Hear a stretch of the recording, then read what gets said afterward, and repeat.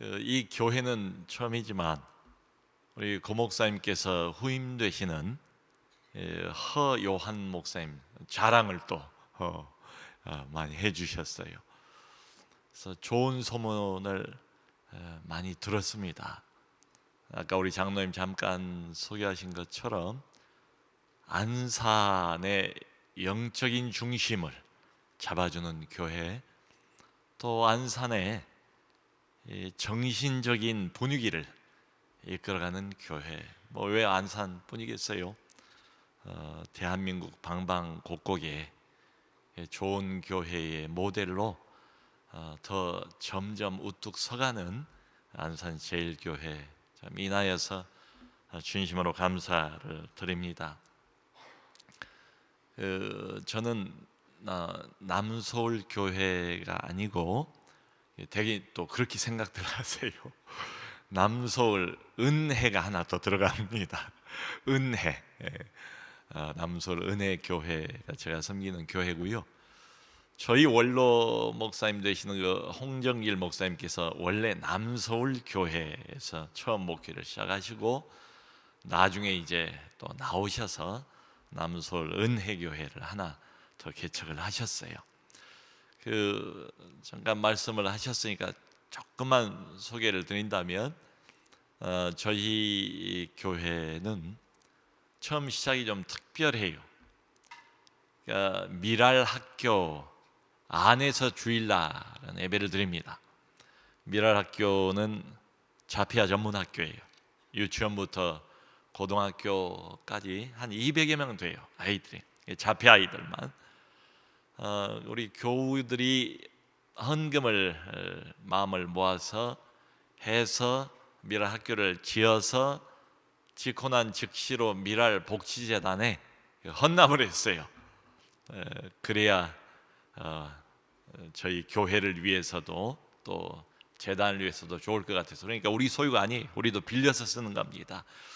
그러니까 월요일부터 금요일까지는 자폐아 전문 학교고 미랄 학교고, 또 토요일 주일은 아이들이 수업을 안 하니까 이제 교회가 또 사용을 하고, 이렇게 함께 손잡고 같이 학교와 교회, 교회와 학교, 이 세월이 21년이 된대요. 저희 교회가 23년, 그리고 미랄 학교가 21년째니까 적지 않은 세월을 여기까지 오게 된 것, 참 하나님의 크신 은혜고, 어려움도 있고 힘든 것도 있고 문제도 왜 없겠어요.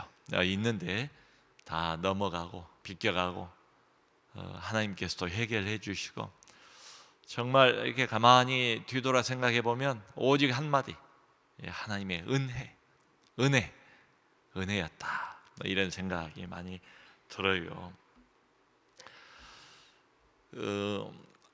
작년도 봄에 다큐멘터리 영화 하나가 개봉을 했어요. 여기에도 혹시 보신 분들이 있을지 모르겠네요. 제목이 서서평, 천천히 평온하게. 서평이라는 이름 자체가 천천히 서, 평온하게 평, 그래서 이 이름에서 제목을 딴 것 같아요. 우리 한국에 오래전에 오셔서 활동을 하셨던 서서평 선교사님 그 일대기를 영화로 만든 그런 내용입니다. 매우 감동적이고, 참 우리 교인들도 많이 추천을 해서 많이들 보러 다녀오셨어요. 한결같이 다 이 서서평 선교사님의 헌신, 한국 그 개화기, 참 영적으로 어둡고 또 어두울 때에 오셔서 보여주었던 그분의 진정한 헌신, 이게 마음에 많이 와닿았습니다. 그때 강추, 요즘 말로 강추를 했던 이런 영화였습니다. 저도 이제 그 영화를 보면서 참 하나님의 마음을 그 눈이 파란 서양 여자 선교사를 통해서 우리 주님의 마음이 뭔가 그걸 많이 느꼈던 것 같아요. 여러분 살아가는데 우리가 인생을 쭉 이렇게 살아가는데 가장 중요한 게 뭘까? 뭐 중요한 게 여러 가지 있겠지요. 또 예수 믿는 사람으로서 중요한 게 뭡니까? 하면 뭐 몇 가지는 될 수 있을 것 같아요. 자, 그런데 가장 중요한 게 뭘까? 이 영화를 보면서 더 마음에 와 딱 집히는 건 역시 마음이다. 마음가짐, 마음가짐. 이게 매우 매우 중요하다. 그래서 사실은 영화 나오기 한 이태 전인가요? 이태 전인가 책이 먼저 나왔어요. 책이 이서수평 선교사님의 일대기죠. 그걸 담은 책이 한 권 출간이 먼저 됐어요. 근데 책 제목이 좀 특별합니다. 바보야, 성공이 아니라 섬김이야. 바보야, 성공이 아니라 섬김이야.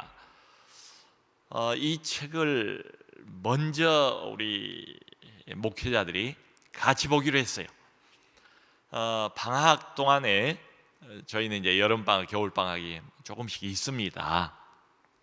이 방학 동안에 이 책을 우리 각자 봅시다. 보고 난 뒤에 우리 함께 나눕시다 해서 바보야, 성공이 아니라 섬김이야. 이 책을 모든 우리 풀타임 목회자들이 같이 보고 또 함께 나누고 그러면서 또 은혜 받고 이랬던 기억이 나요. 원래 이름은 엘리자베스 쉐핑입니다. 독일계 미국인이에요. 이게 한국 이름이 서서평이에요. 선교사예요.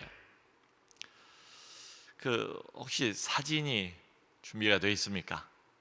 예, 이게 한국에 오기 전에 엘리자베스 쉐핑 서서평 선교사의 모습이에요.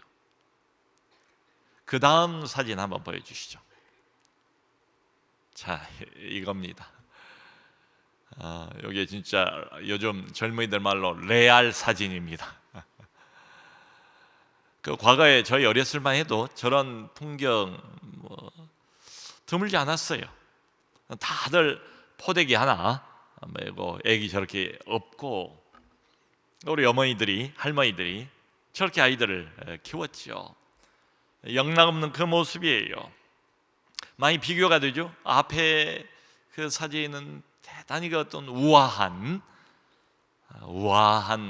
기품이 있어 보이는 한 여인의 모습인데 뒤에 그 사진은 그야말로 조선 사람 다 되어가지고 고무신 신고 애기 포대기로 둘러엎고 고생하고 있는 서서평 선교사의 모습입니다. 1912년도에 나이 32살 때에 우리 조선에 왔습니다.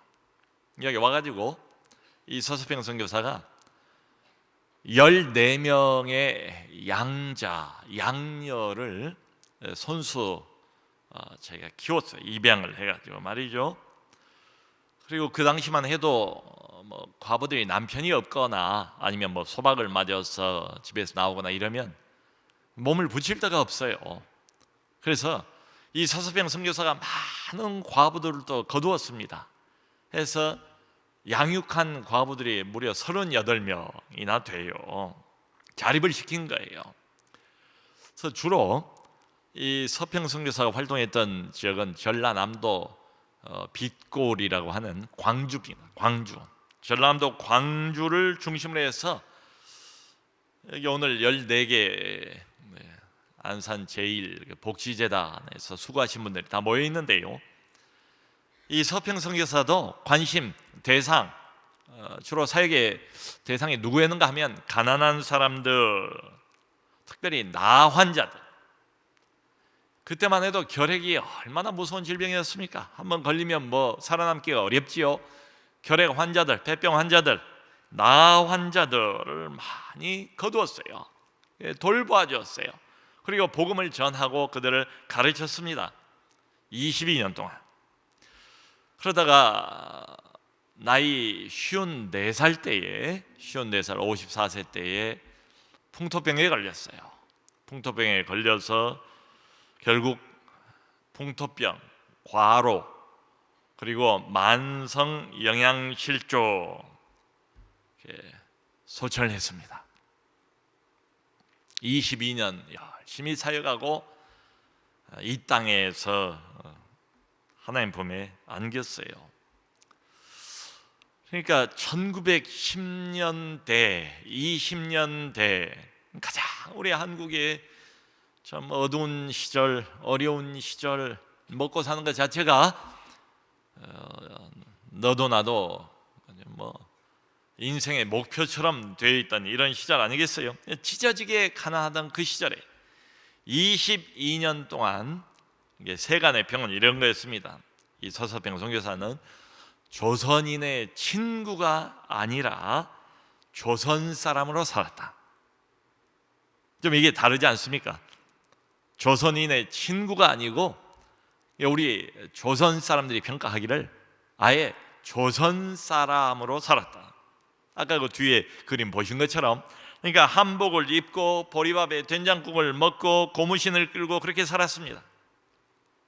헌신했어요. 조선 사람들에게 자기의 젊은 인생을 다 바친 거지요.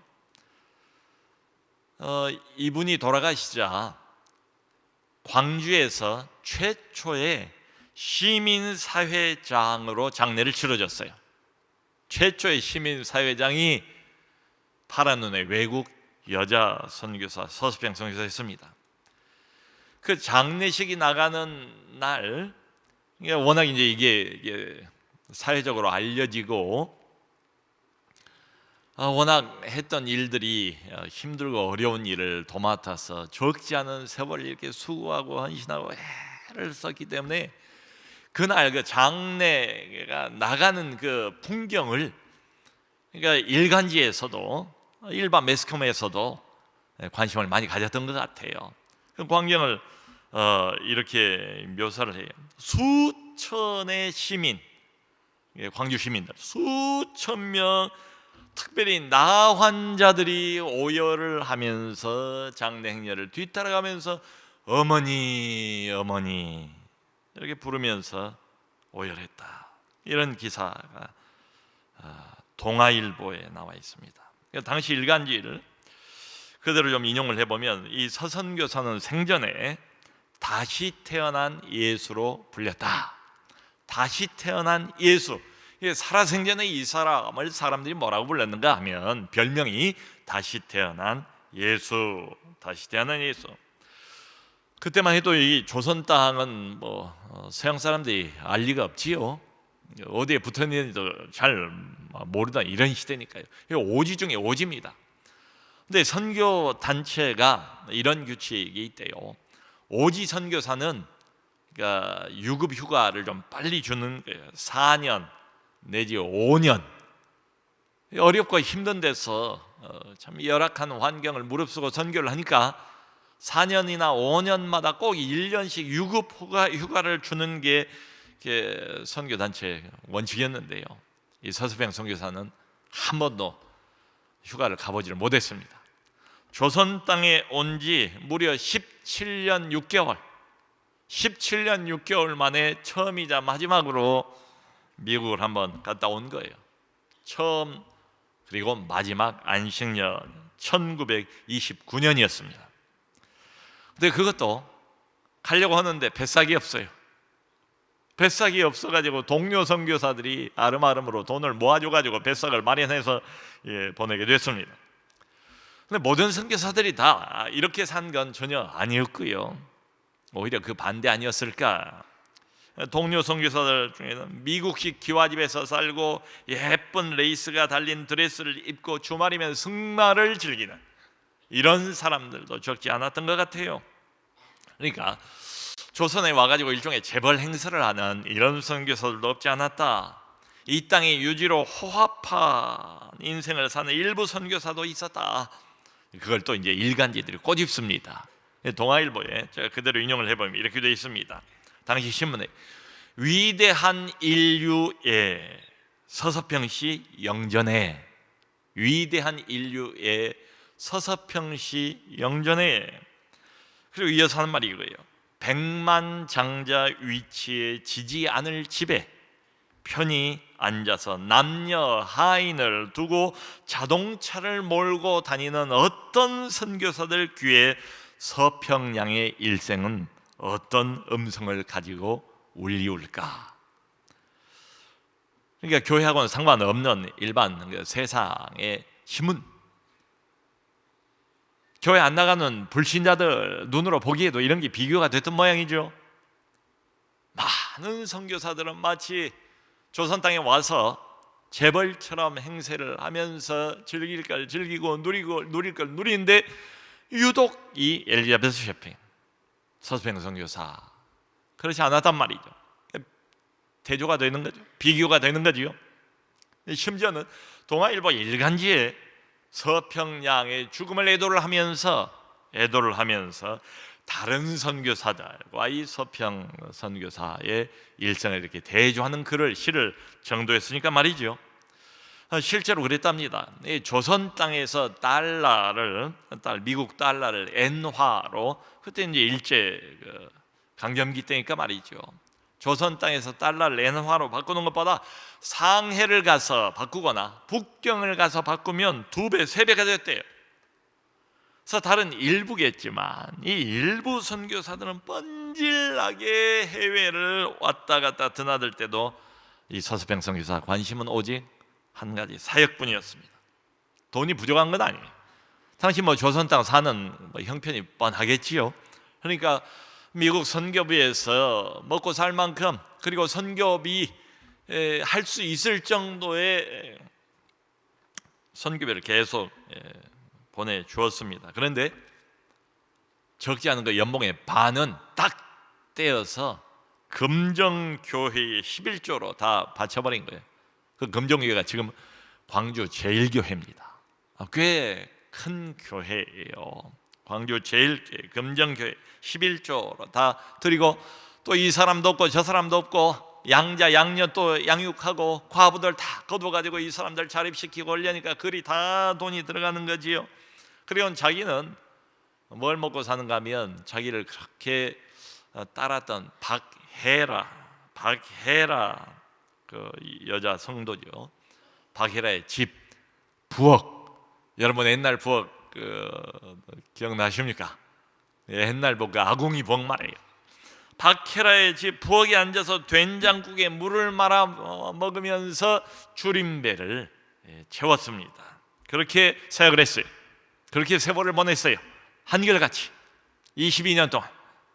자, 이러다 보니까 같은 선교사들 안에서도 주목을 받았던 것 같아요. 말하자면 다른 동료 선교사들의 질시의 대상이 됐습니다. 그래서 무슨 소리를 들었는가 하면, 이 서스펜 선교사는 생활에 규모가 없다. 이게 돈이 없는 것도 아닌데 왜 이렇게 거렁뱅이처럼 사는가? 선교사들을 통째로 망신시킨다. 그리고 또 심하면 위선이다. 이런 소리를 들으면서 사역을 했습니다. 자, 그런데요, 이 서스펜 선교사가 이제 운명하고 난 뒤에 남긴 걸 보니까 할 말이 없어졌어요. 뭘 남겼는가 하면 그저 3가지를 남겼는데요. 담요 반조각. 담요도 온전한 담요가 아니고, 반조각은 누구를 줘버린대. 담요 반조각. 그리고 그때 당시에 동전 7전, 얼마 안 되는 돈이겠죠. 7전. 그리고 강냉이 가루 2홉. 담요 반조각, 동전 7전, 강냉이 가루 2홉. 이게 남긴 전부였습니다. 통장이 있긴 하지만 물론 잔고는 하나도 없죠. 이 사람들이 설마 이 정도인지는 몰랐어요. 어렵게 사는 건 알고 있었지만 설마 이 정도일 줄은 전혀 예상을 못했어요. 그리고는 자기 시신마저도 유언을 했습니다. 죽고 난 뒤에 의학연구용으로 기증해달라. 시신마저도 의학연구용으로 다 이 땅에 죽어갔어요. 그러면서도 늘 이 서서평 선교사 자나깨나 한 가지 기도 제목은 뭐였는가 하면 나를 이 조선 땅에서 주의 이름으로 섬길 수 있는 자로 만들어 주소서.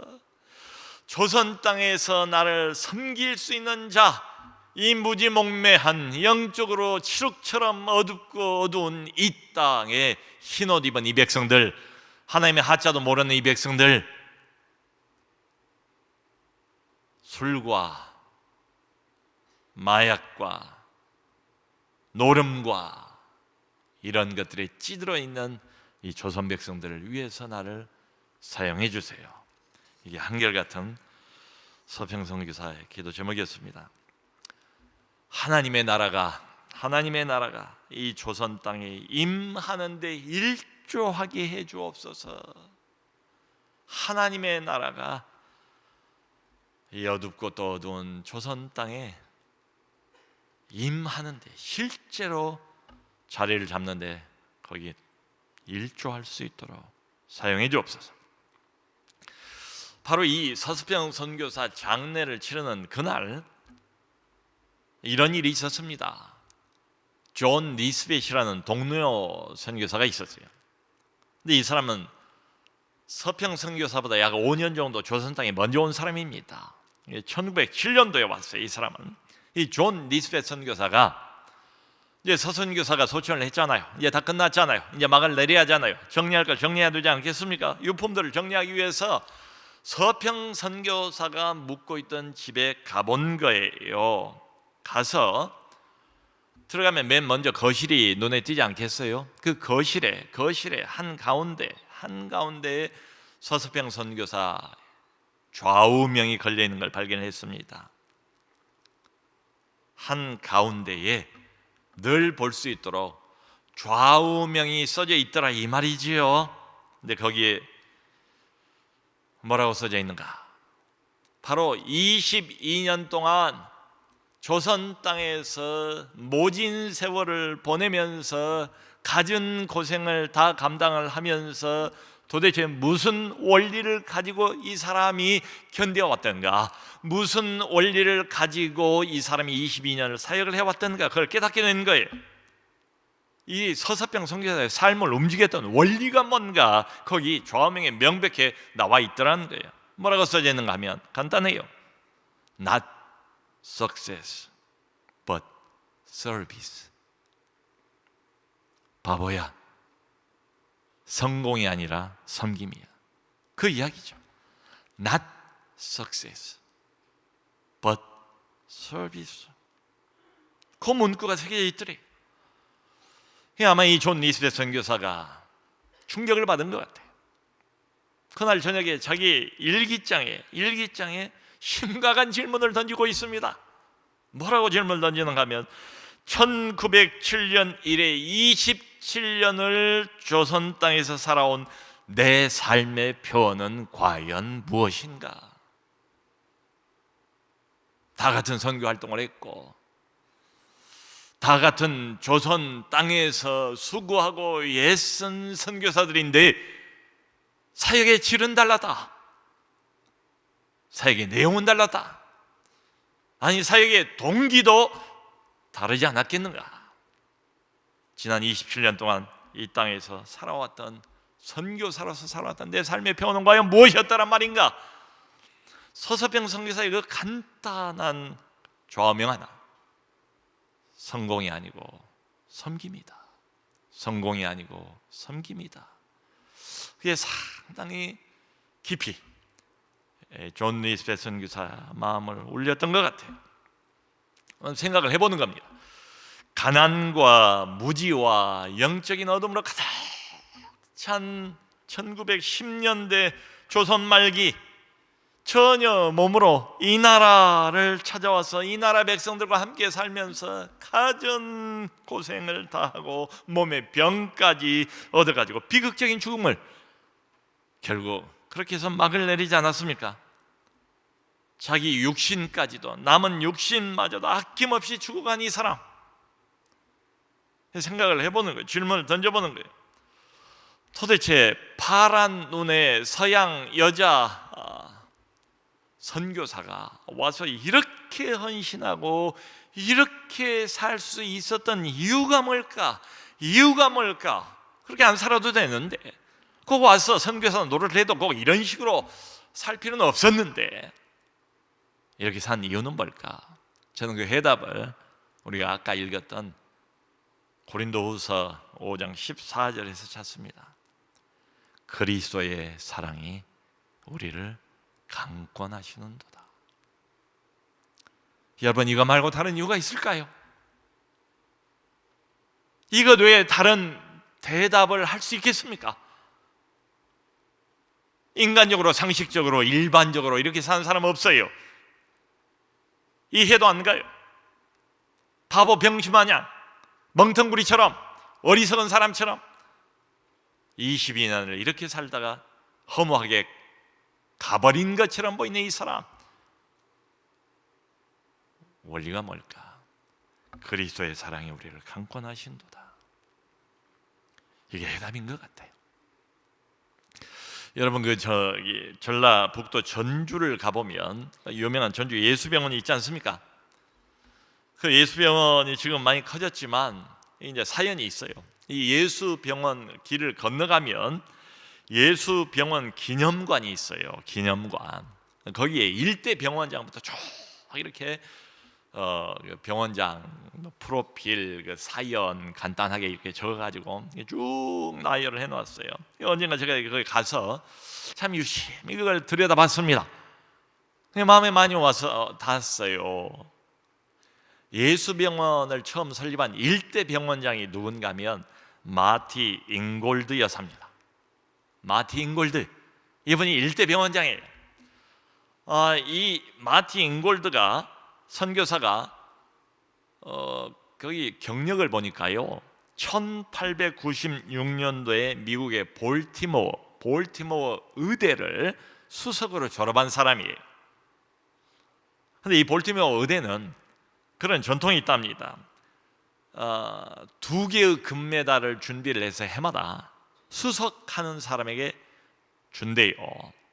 그런데 의대니까 이론 분야의 수석이 있고 또 실기 분야의 수석이 있지 않겠어요? 그래서 금메달 2개를 늘 준비를 한답니다. 그런데 이 1896년도의 금메달은 이 마티 잉골드 여사가 2개를 다 받았어요. 이론에서 수석, 실기에서 수석, 금메달 2개를 이 한 사람이 목에 걸었다, 이 말이죠. 그리고는 그 다음에 1897년도에 나이 30살에 조선 땅 제물포항으로 들어옵니다. 거기에 도착을 해요. 그리고는 그 다음에 1898년도에 첫 진료소를 열어요. 전주에서. 자기 집에서 6명으로 예수병원을 시작한 게 예수병원의 시초입니다. 쭉 이렇게 보니까요, 7대, 9대, 11대 원장은 이름이 구바울이에요. 이름이 우리 한국 이름이 구바울, 미국 이름은 폴 크레인. 구바울 3번이나 원장을 했어요. 근데 이 사람이 뭘로 유명한가 하면 보니까 기생충 박멸에 대단한 공을 세웠어요. 아주 혁혁한 공을 세웠어요. 저희들 어릴 때만 해도 학교 가면 가끔 가다가 뭐 체변을 해와야 되지 않았습니까? 워낙 그때는 기생충도 많고 이런 때니까요.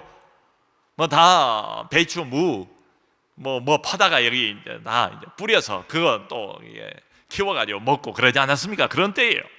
그런데 이 폴 크레인, 구바울, 이 사람이 우리 한반도 조선 땅에 기생충 박멸하는데 혁혁한 공을 세운 사람인데, 이 사람이 보니까 그 유명한 미국의 존스 홉킨스를 졸업한 사람이에요.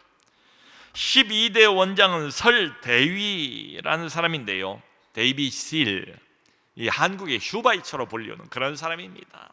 설대위 원장 보니까 프로필을 미국 뉴올리안즈 의대를 수석으로 졸업한 사람이에요. 그러니까 생각을 안 할 수가 없지요. 장래가 보장되어 있는 이런 젊은이들, 한국도 얼마나 의과대학 들어가기가 어렵습니까? 의대라면 저 멀리 지방으로 좀 떨어져 있다 할지라도 마다하지 않고 기꺼이 가는 게 의과대가 아닙니까? 미국이라고 뭐 달랐을까요?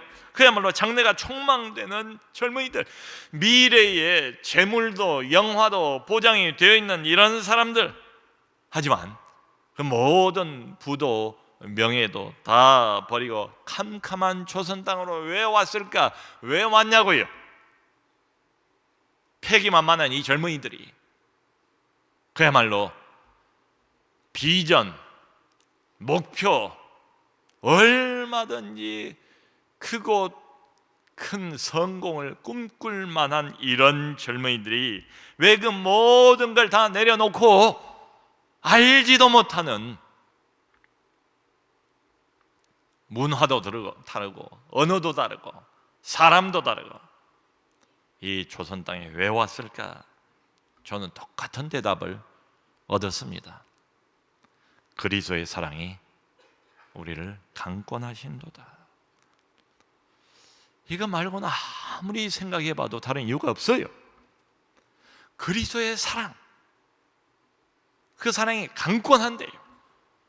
여러분, 강권한다는 말의 뉘앙스가 뭘까요? 가만히 있지 못하게 만든다는 말 아니겠어요? 그냥 설렁설렁 교회 왔다 갔다 하면서 그렇게 예수 믿는 것 아니고, 어쩌다 기회 주어지면 그저 봉사 한두 가지 하는 걸로 마감해버리는 것 아니고, 내 안에서 막으려고 해도 본물처럼 밀려나오고 도망가려고 해도 나를 내버려 두지 않는 그리스도의 사랑, 그리스도의 사랑, 그 그리스도의 사랑이 강권하신도다. 그 사랑이 밀어내는 거죠. 강권하는 거니까. 가만히 있으려고 해도 가만히 있지 못하도록 그리스도의 사랑이 뒤에서, 옆에서, 위에서, 밑에서 자꾸 몰아내고 밀어내고.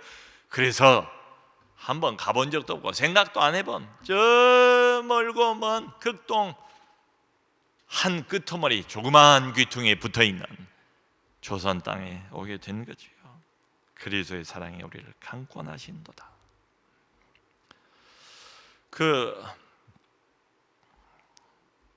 예수병원 기념관 바로 옆에 가보면 그때 당시는 이제 주로 전북 전남지방의 선교사들이 많이 왔던가 봐요. 이제 거기서 사역을 하다가 돌아가신 분들 전주 외국인 선교사 묘지가 있어요. 여러 선교사님들 이제 묘비가 써 있습니다. 근데 거기 맨 앞에 입구에 전위렴 선교사 묘비가 서 있어요. 미국 이름은 윌리엄 전킨입니다. 윌리엄 전킨.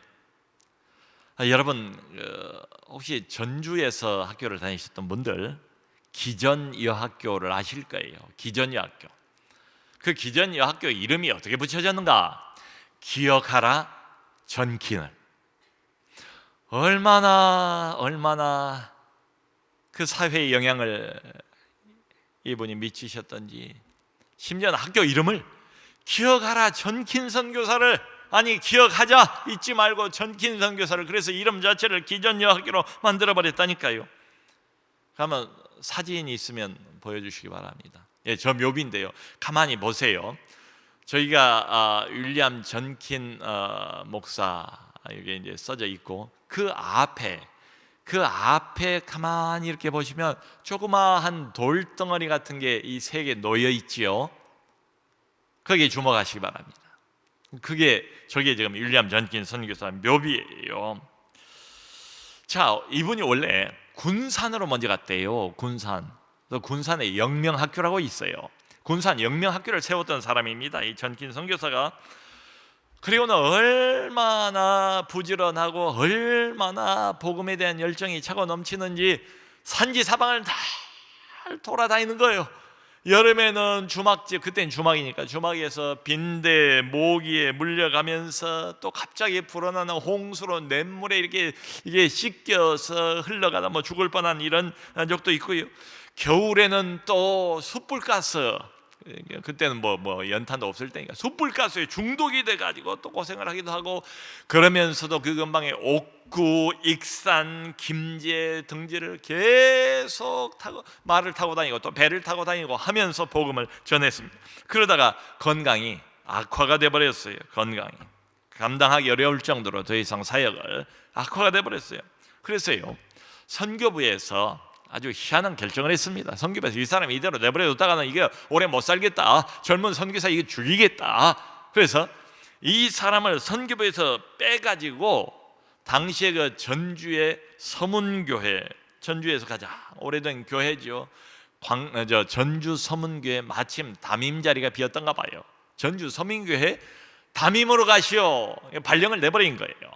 군산에서 전주 서문교회로 더 이상 선교 활동을 하지 말고 건강부터 챙기고, 그러니까 선교부가 서문교회 담임 목사로 가시오, 이렇게 발령을 냈습니다.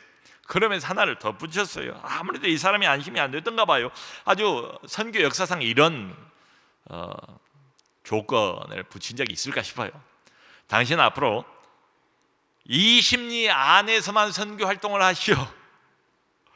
20리 안으로 선교 활동의 범위를 제한을 해서 보냈어요. 이 사람이 열심을 아니까. 참 희한한 조건 아닙니까? 그런데 웬걸이요, 결국은 이 사람 열심히 어디 가겠어요? 20리 바깥에 6개 교회를 개척해서 세우고 여러 고아원들을 많이 세웠어요. 그러다가 역시 풍토병 걸렸고 풍토병으로 인한 폐렴으로 사망했습니다. 그때 나이가 43세, 43세. 여러분, 나이 43살 되면 이제 사역 좀 할만하지 않습니까? 아주 젊은 나이는 아니잖아요.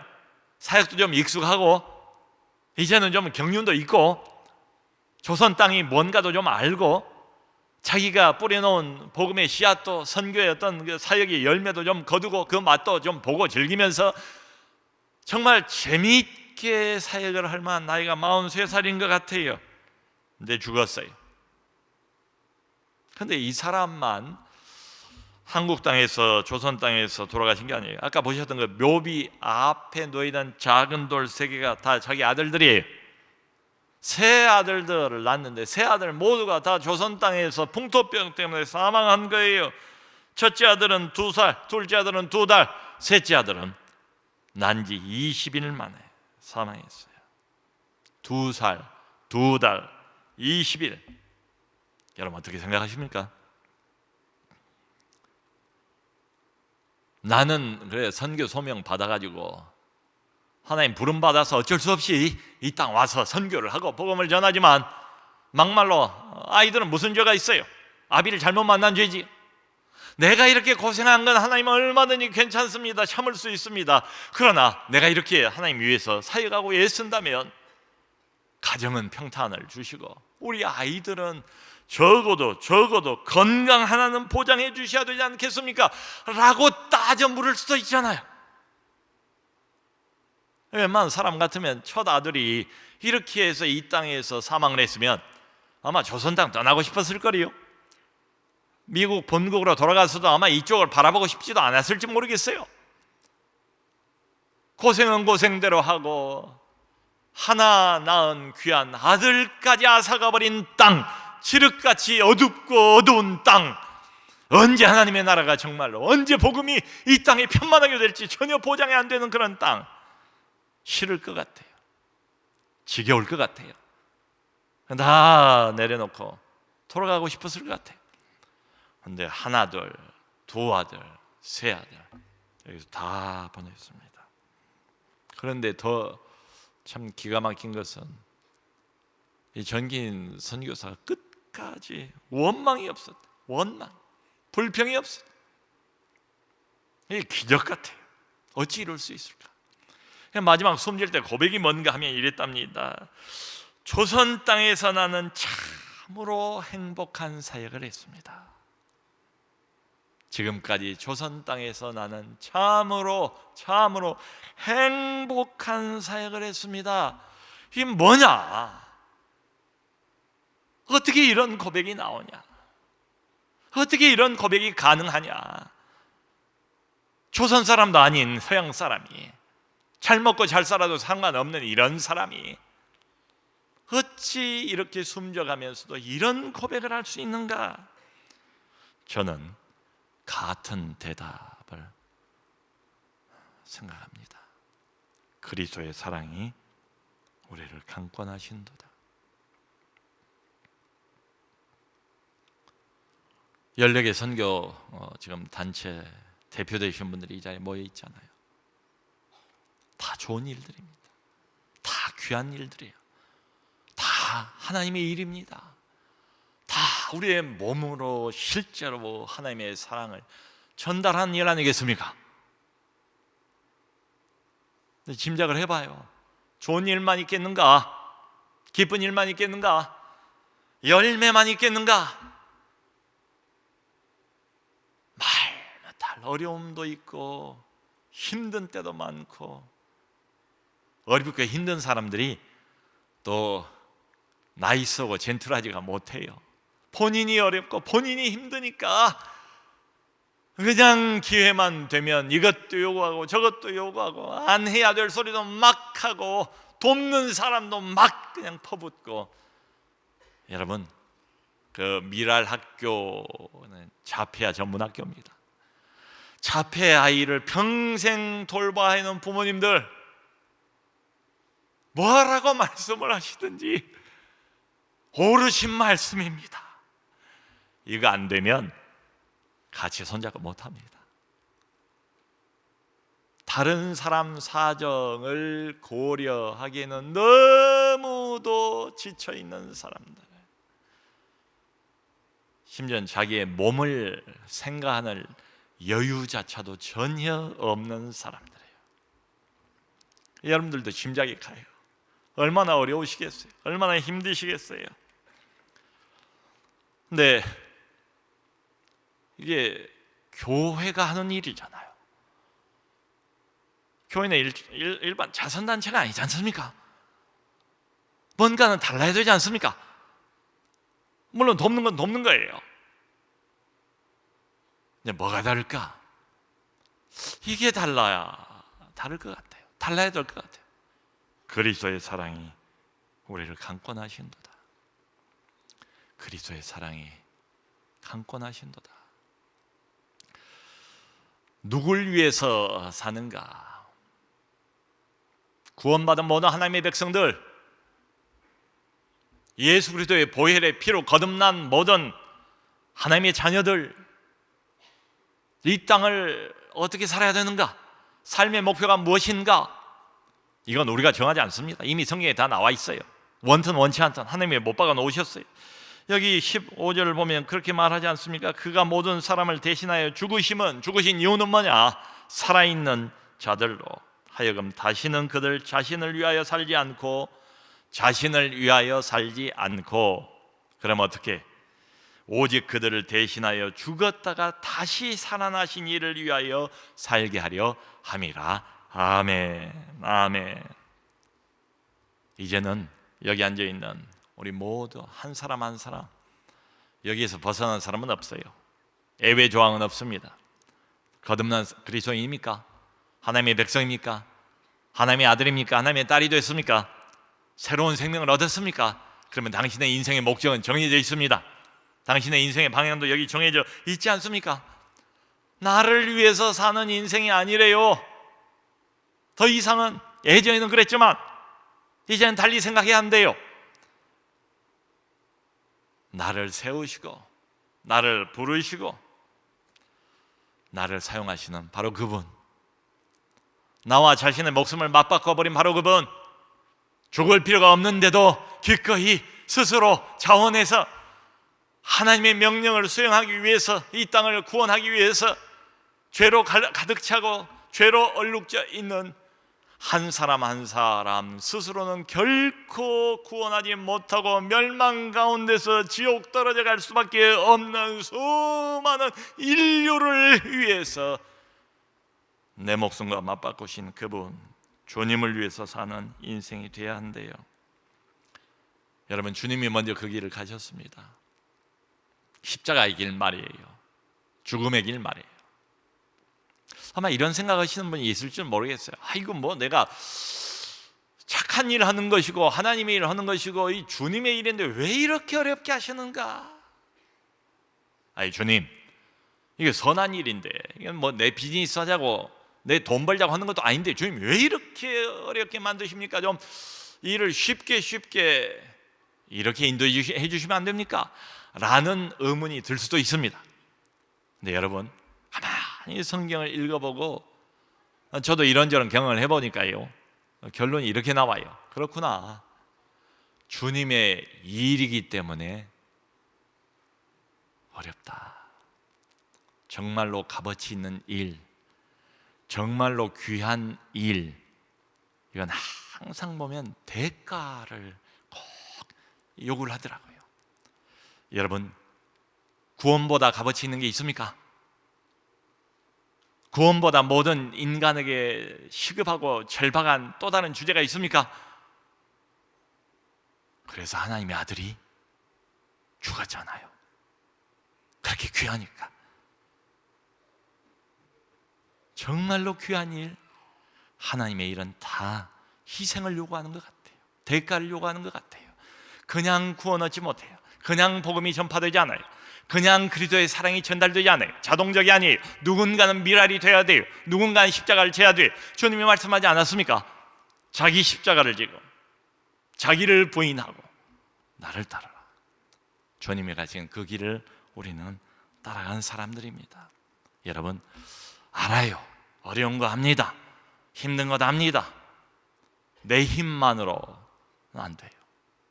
내 결심만으로도 안 돼요. 한계가 있어요. 오래 못 갑니다. 그래서 이게 필요한 것 같아요. 그리스도의 사랑이 나를 강권하시는도다. 그거 없으면 못해요. 오래 못 갑니다. 그리고 재미없어요. 시큰둥해요. 하긴 해도 껍데기예요. 마음은 안 가요. 먼저 필요한 거, 놓치지 말아야 될 거, 계속 사모하고 계속 구해야 되는 거, 왜 이렇게 내가 이렇게 마음이 썰렁한가, 일을 하면서. 이런 때 꼭 이 말씀을 기억하시면 좋겠어요. 그리스도의 사랑이 나를 강권하신도다. 연례기 단체 정말 귀한 일, 복받을 일, 사람을 회복시키는 일, 넘어진 사람을 일으키는 일, 얼마나 귀한 일입니까? 근데 한 가지 전제가 필요하다. 그리스도의 사랑의 강권하심. 모쪼록 우리 모두 그리스도의 사랑의 강권하심, 그 사랑에 사로잡혀서 그 사랑을 여러분들 사역의 현장을 통하여 전하시는 우리 모두가 될 수 있기를 주님의 이름으로 축원합니다. 하나님 아버지, 그렇습니다. 우리 힘으로는, 우리 결심만으로는 이 일 다 못합니다. 일하다가 시험 드는 때도 있고 주저앉고 싶은 때도 있고 온갖 갈등과 어려움 속에서 허우적거린 때도 많습니다. 우리의 미련함과 우리의 어리석음과 우리의 강팍함과 우리의 이기적인 것들을 다 알고 계신 주여, 우리를 홀로 내버려 두지 마시고 높으신 우리 주님의 이름을 위하여, 주의 영광을 위하여 우리를 홀로 내버려 두지 마시고 오직 구하오니 그리스도의 강권하시는 사랑, 강권하신 사랑을 여기 머릿속에 있는 한 사람 한 사람 모두에게 부어 주옵소서. 그리스도의 강권하신 그 사랑에 사로잡혀서 이 일, 이 길 자원하는 마음으로 걸어가는 우리 모두가 될 수 있도록 축복하여 주옵소서. 예수 그리스도 이름으로 감사하고 기도합니다. 아멘.